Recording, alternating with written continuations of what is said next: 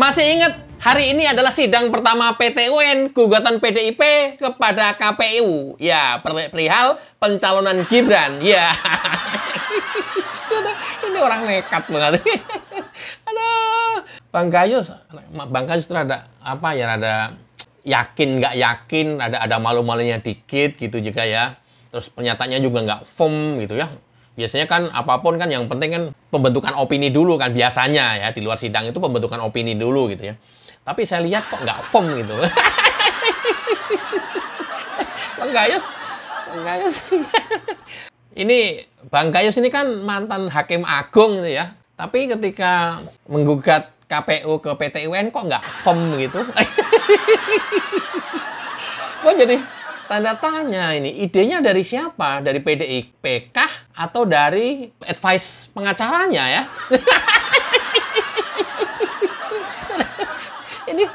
Ini bertanya ini. Apa nanya? Serius gua nanya, serius. Ya nggak firm aja. Kan biasanya kan orang itu pengacara apapun yang akan terjadi di luar sidang, ya pembentukan opini itu harus firm gitu ya. Kalah menang itu soal lain gitu.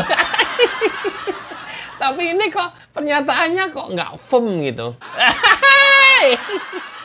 Kalau ngelihat kondisi gini kan jadi tanda tanya gue ya. Ini sengaja memang apa dari beliau sebagai pengacara PDIP-nya atau PDIP atau bukan PDIP-nya tapi Hasto gitu. Jangan-jangan ya. Idenya Hasto ini mah dugaan, jangan-jangan. Idenya Hasto diskusi sama Gayus Lumbun gitu ya. Kemudian kira-kira ada celah, oh yaudah lakukan aja kayaknya. Oh ya, Bu Mega mah cukup dilaporin aja. Ya terserah kalian kalau memang memungkinkan, paling gitu kan. Ya, karena mantan Hakim Agung jadi terkesan nggak firm gitu. Bang Gayus, persepsi ya, ini persepsi. Iya, oh, bisa. Iya, maju. Iya, perkara ditolak, perkara kalah itu kan memang ya nama gugatan kan bisa menang bisa kalah, memang ada dua itu gitu. Seperti apa kemudian saya berpendapat seperti itu? Simak komentar Gayus Lumbun. Begini ekspektasinya sebagai orang-orang yang dilatar belakangi hukum administrasi, saya dan beberapa dari kami, tidak ada putusan lain yang bisa membatalkan putusan MK yang final and binding, kemudian erga omnes. Artinya itu sudah berakhir di situ dan berlaku untuk semua pihak yang ada di negara ini. Erga omnes, lawannya interpartis. Kalau di badan umum itu interpartis, pihak-pihak yang berkaitan. Tidak ada yang membatalkan. Artinya putusan ini pun kami membayangkan tidak akan ada.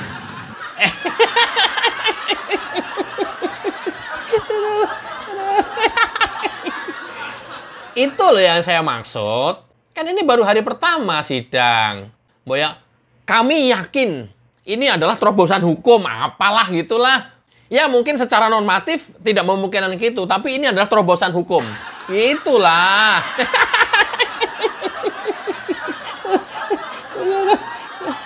Memang ini ya sesuatu yang ya out of the box gitu ya. Tapi mudah-mudahan ini menjadi terobosan hukum dan yakin kami menang. Gitu dong, Bos. Ya. Lah kok kami udah tidak merasa ini bisa karena putusan MK itu ya tidak bisa dibatalkan dengan putusan yang lain atau keputusan apapun selain keputusan MK itu sendiri final dan binding. Ya kalau udah begitu mah dari awal udah tahu. Bang Gayus, kumaha ente?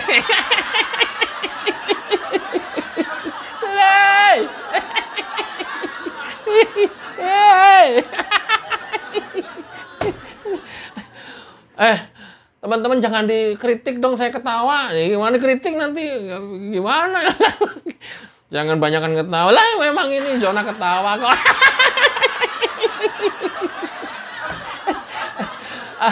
Iya Bang, ini zona ketawa Bang.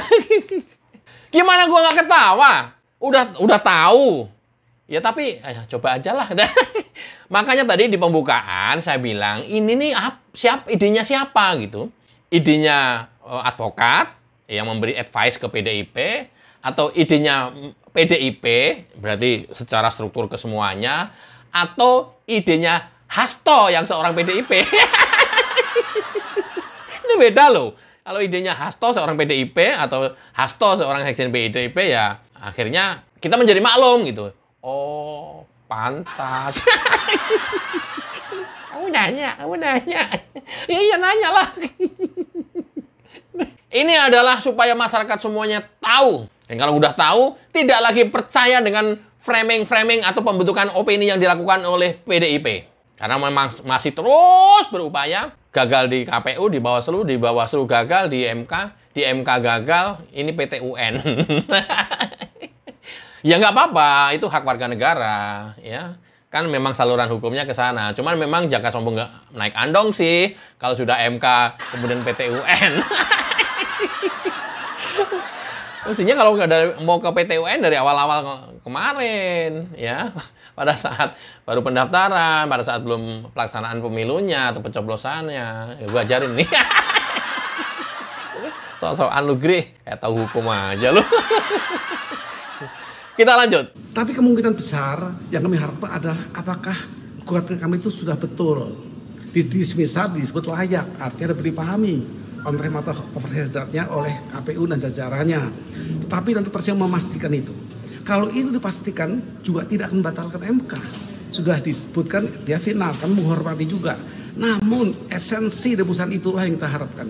Kalau ditemukan on-rem atau overhead oleh KPU, maka rakyat yang diwakili di Senayan, di legislatif, yaitu MPR, wadahnya seluruh rakyat yang mempunyai keabsahan berpendapat itu ada di sana, diwakili itu. Nah, dia akan memikirkan apakah sebuah produk yang diawali dengan melanggar hukum itu bisa dilaksanakan. Kami berpendapat ya bisa, ya juga bisa tidak, karena mungkin MPR tidak mau melantik. Iya. Ya nggak apa-apa. Kalau Bang Gayus Lumbun jual-jual rakyat, ya. Jadi ternyata ya setelah KPU gagal ke Bawaslu gagal ke MK gagal PT UN. Di video terdahulu saya, kalau PT UN gagal akan melapor ke dukun kalau nggak salah itu. Nah, ini ternyata pernyataan Gayus Lumbun adalah gagal PT UN adalah MPR. Habis ini ke MPR untuk tidak mengesahkan atau melantik Prabowo Gibran. Ya. Dengan alasan bahwa MPR adalah representasi dari rakyat. Nah, karena dipilih rakyat, rakyat juga yang harus mencabut mandat itu. Rakyat juga yang tidak melantik Prabowo Gibran. Nah, keren kan? Keren. Pokoknya hukum bagaimana lu dah. Pokoknya hukum bagaimana PDIP dah, udah lah. Terserah lo PDIP mau diapain hukum. Udah, ya, terserah lah ya, terserah.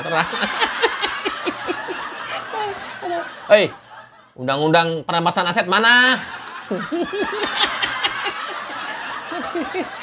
Aduh, gue lagi nunggu. Aduh, ini keren banget ini nanti kalau tiba-tiba dipulangkan ini nih. Ya. Siapa itu? Yang PAW itu siapa namanya?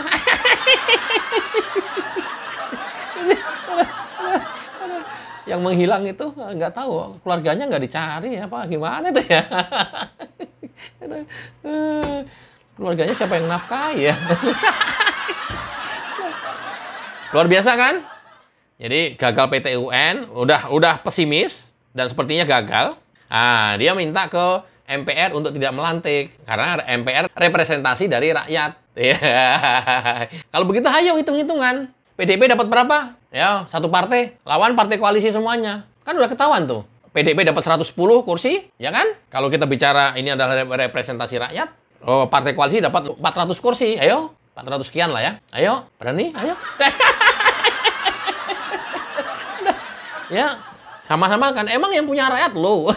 Emang yang punya rakyat PDIP sendiri, ya? Enggak lah. Emang yang punya wong cilik PDIP sendiri. Ada juga partai cilik nantinya itu.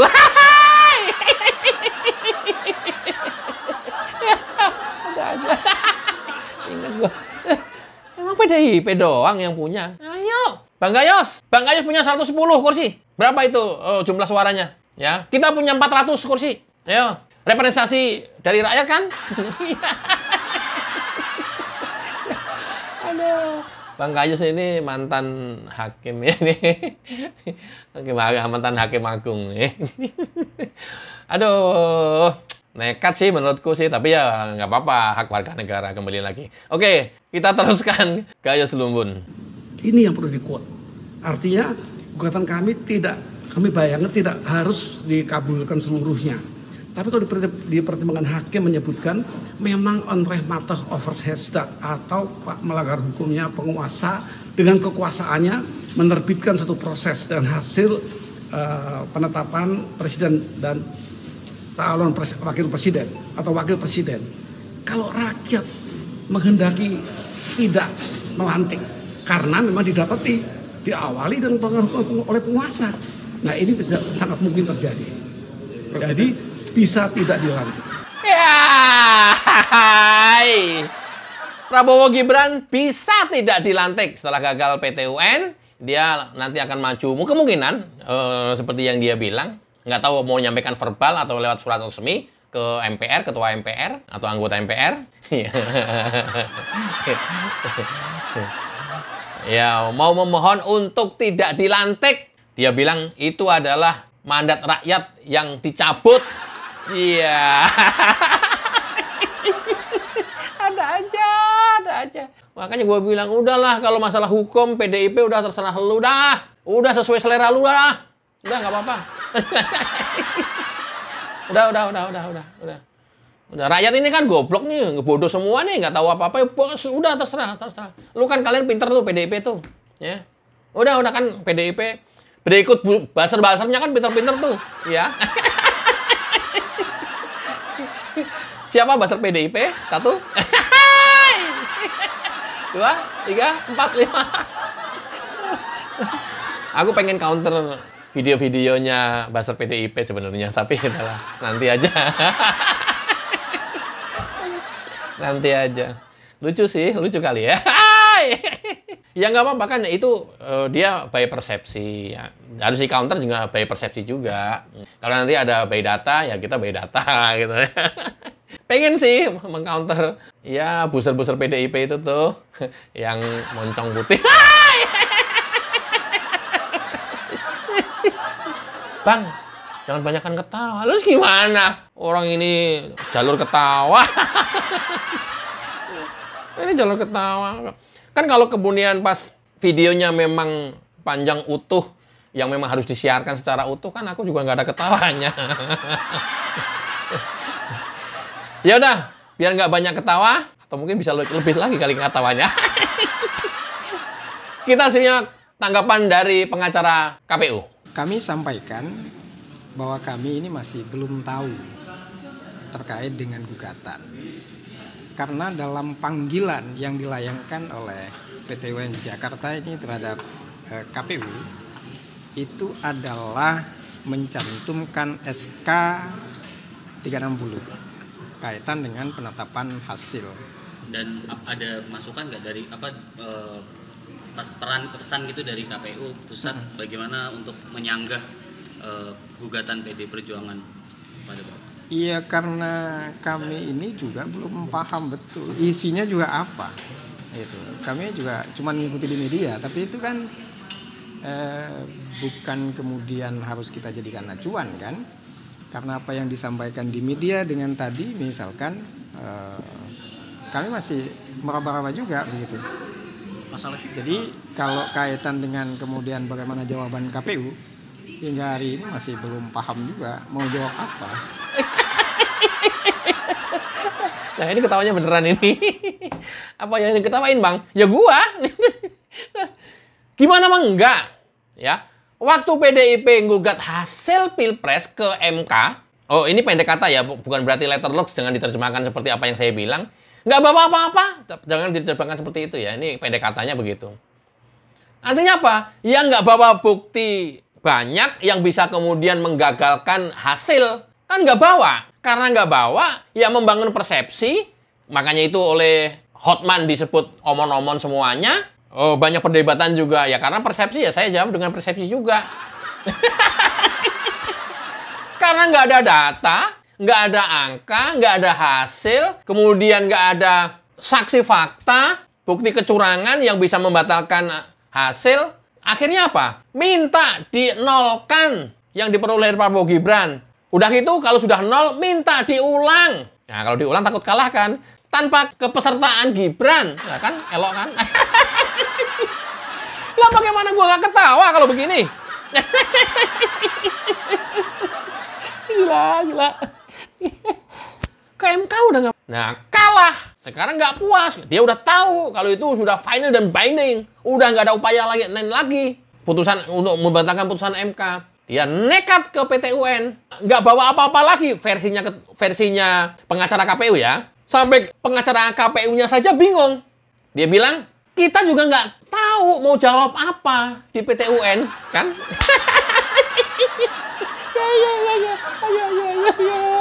Ya Allah. Tolong. Ini apa-apaan ini, cuah. Rakyat dicekokin kayak begini tiap hari, ya Allah. PDIP. Oi, PDIP. KPU aja datang hari ini bingung mau jawab apa, coba. Siapa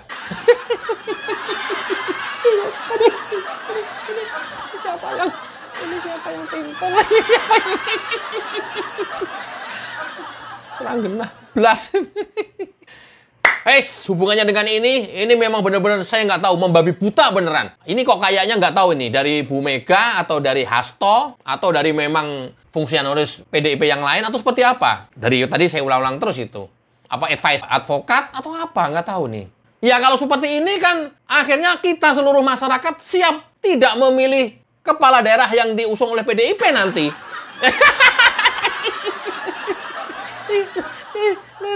Kalau sudah seperti ini, ya kita kan disuruh nonton terus nih perilakunya PDIP. Nanti di tanggal 27 November, giliran PDIP di semua provinsi, kabupaten, kota seluruh Indonesia, gantian PDIP kita suruh nonton. Semua calon kepala daerah yang diusung oleh PDIP, kita nggak pilih.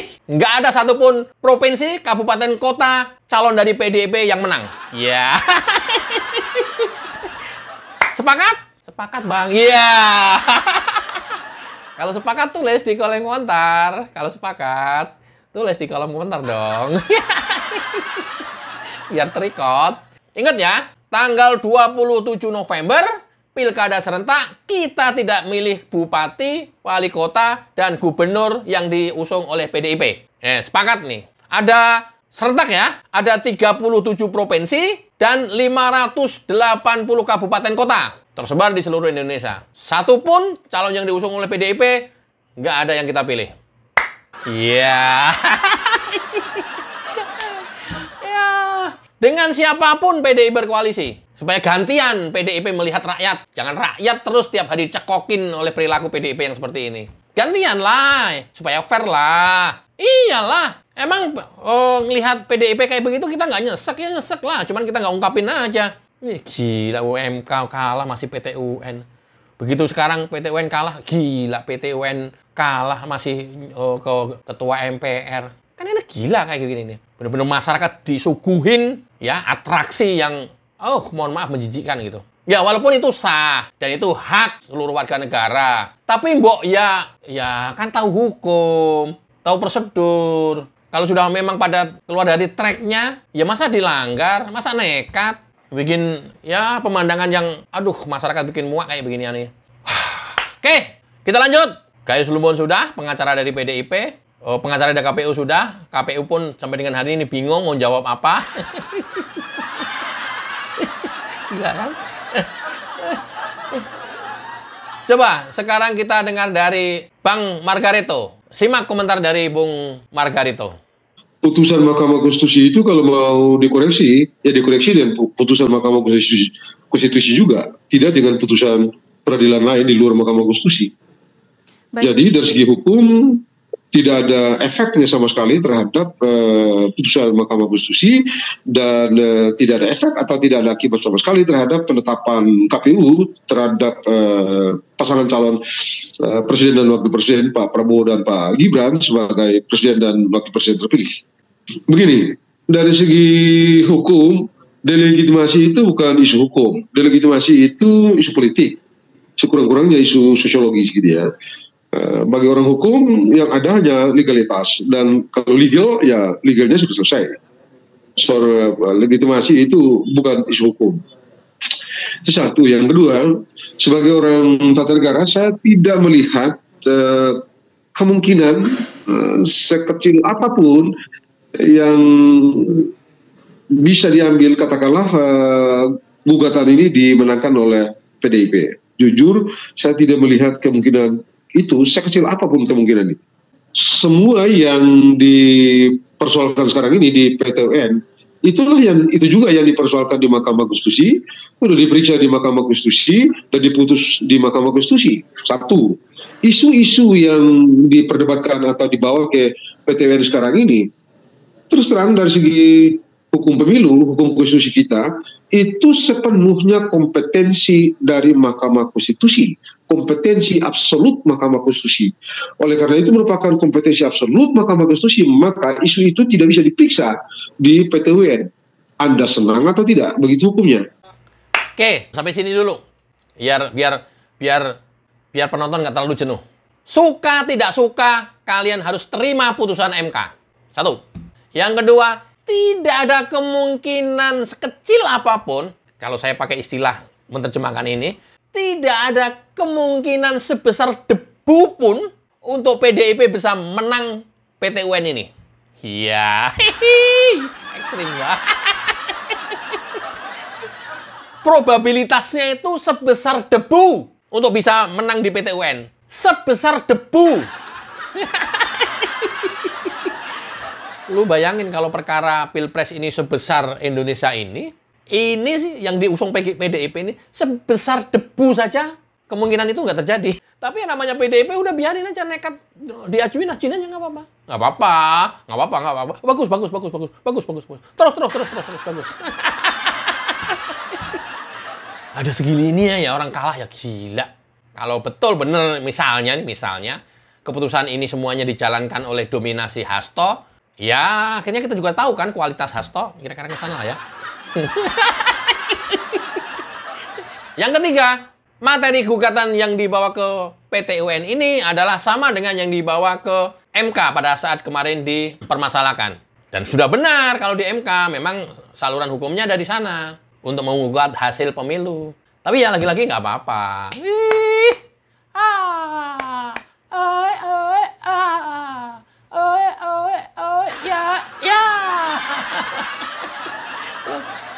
Oke, kita lanjut Bang Margaretto. Ya, karena PT UN peradilan itu, prinsip peradilan kita itu mereka tidak boleh menolak sebuah perkara dengan alasan tidak ada hukumnya atau ini sudah pernah diperiksa dan seterusnya begitu ya. Memang sistem kita mengatur seperti itu, peradilan tidak boleh menolak sebuah perkara dengan alasan karena tidak ada hukumnya atau hukumnya sudah diputus dan seterusnya. Karena itu PT UN akan menerima permohonan gugatan ini dan akan diputus nanti setelah misalnya kemungkinan dugaan saya PT UN akan putus pada kesempatan pertama ketika KPU dan boleh jadi Pak Prabowo dan Pak Gibran akan ikut serta di dalam perkara ini. Dan misalnya kalau Pak Prabowo dan Pak Gibran akan ikut serta, intervensi namanya di dalam perkara ini, maka dan mereka akan melakukan eksepsi terhadap kewenangan PT UN memeriksa perkara ini, dan pada saat itulah PT UN mengambil keputusan memutuskan perkara ini. Jadi sangat boleh jadi perkara ini tidak akan pergi sampai ke pemeriksaan materinya gitu. Baik, Pak. Jadi akan putus pada waktu baik KPU maupun andai kata Pak Prabowo dan Pak Gibran ikut dalam perkara ini, maka PT UN, Majelis PT UN itu akan putus pada waktu dua pihak ini mengajukan eksepsi tentang kompetensi pengadilan tur dalam memeriksa perkara ini. Nah, saat itu pengadilan akan menyatakan dalam putusan itu bahwa mereka tidak memiliki kompetensi untuk memeriksa perkara ini. Cukup jelas, tegas, clear dijelaskan oleh Bang Margaretto. Ya, kalau sampai nanti ini Prabowo Gibran ikut mengajukan eksepsi misalnya, itu tuh tidak sampai ke pemeriksaan perkara. Hanya sampai perdebatannya atau diskusinya itu, diskusi dalam persidangan itu, hanya sampai kewenangan PT UN untuk menangani masalah ini. Jadi nggak sampai masuk ke perkara, udah langsung diputus. Dok, gugatan ditolak. Iya. Oh, nggak kayak gitu. Dok, gugatan ditolak. Silakan maju lagi ke MPR. Ya. Enggak. Ini nomor 2 yang tadi barusan itu. Kalau hakimnya gua. Puas. Biar puas sekalian PDIP. Oke, kita lanjut. Dari segi hukum, tidak ada aturan di dalam Undang-Undang PT-UN yang mengatur bahwa ada sidang yang dilakukan secara tertutup. Dan praktek peradilan itu tun selama ini tidak pernah peradilan tun dilangsungkan secara tertutup. Ketiga, tidak ada hal hukum yang dapat jadikan alasan untuk PT-UN menyelenggarakan persidangan secara tertutup. Jadi rasanya tidak mungkin ada peradilan hari ini atau pemeriksaan hari ini dilangsungkan secara tertutup. Apa itu bukan perkara susila? Itu bukan perkara susila, bukan perkara di bawah umur, itu tindakan penguasa kok ditutup, dari mana ceritanya itu. Jadi saya rasa tidak mungkin. Dari segi hukum ya, tidak ada alasan hukum yang cukup untuk dijadikan dasar menyelenggarakan peradilan secara tertutup. Barusan adalah hubungannya dengan pertanyaan wartawan, karena wartawan tidak bisa mengakses ke dalam persidangan, maka dia bilang tertutup. Kata Bang Maragio, nggak ada. Ini bukan sidang asusila, bukan sidang di bawah umur kok. Harus terbuka, nggak ada. Nggak bisa tertutup. Nah, kalau memang tertutup, ya memang belum diduga belum ada sidang hari ini. Jadi, gimana ini? Kucing-kucingan itu. Atau kalau nggak kucing-kucingan, yang lebih gede lagi, banteng-bantengan gitu.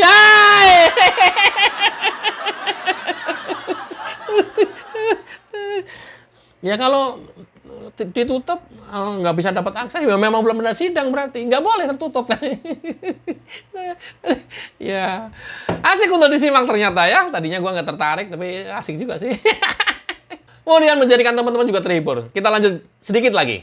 Saya nggak tahu ya apa pertimbangan mereka begitu ya, kecuali alasan-alasan yang tadi di intro kita itu Anda kemukakan gitu ya, bahwa KPU begini. Tapi dari segi hukum sekali lagi 1000 putusan itu juga tidak bisa mengoreksi putusan Mahkamah Konstitusi, apalagi sampai membatalkan putusan Mahkamah Konstitusi.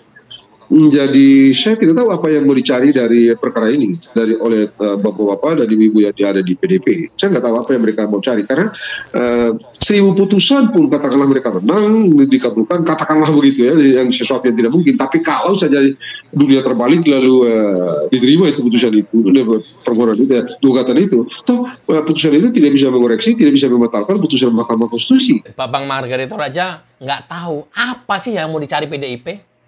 Apa sih mau yang dicari itu apa? Kemenangan, memenangkan pemilu. Ya, tiba-tiba kemudian merubah keputusan KPU berdasarkan PT UN. Dengan demikian, maka Ganjar Pranowo Mahfud MD menjadi pemenang Pilpres 2024. Dok, gitu. Hasto, itu yang kamu harapkan, Tok. Woi, Tok. Itu tadi yang kamu harapkan. Kalaupun PT UN mengabulkan, itu tidak bisa membatalkan keputusan MK, tahu?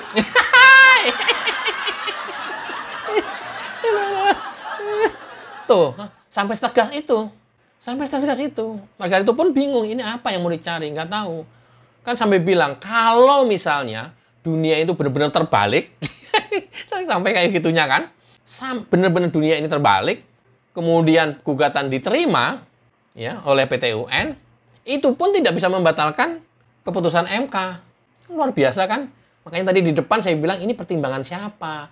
Pertimbangan tim kuasa hukumnya kah? Atau PDIP kah? Atau iya, si orang itu kah yang masyarakat menangis, Bu Mega menangis, Kiai menangis. Tapi rasanya kan nggak mungkin kalau ini idenya Bambang Pacul. Jauh banget lah. Kenapa? Bambang Pacul lebih realistis orangnya. Kan nggak mungkin kayak gini-ginian. Ya ini udah dikasih tahu. Udah nanya nih, udah dikasih tahu, Pak. Saya ke Manggarai, Pak. Lewat jalannya kemana ya?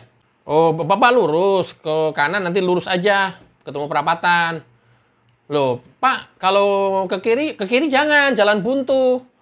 Oh, ya udah enggak, Pak. Saya mau ke Manggarai. Ke kiri aja, nanti kelewat jalan buntu. Coba. udah tahu ini jalan buntu. Nekat dilewatin coba. Ya. Kalau udah sampai di ujung gang kan pelangap longo. Oh iya ya.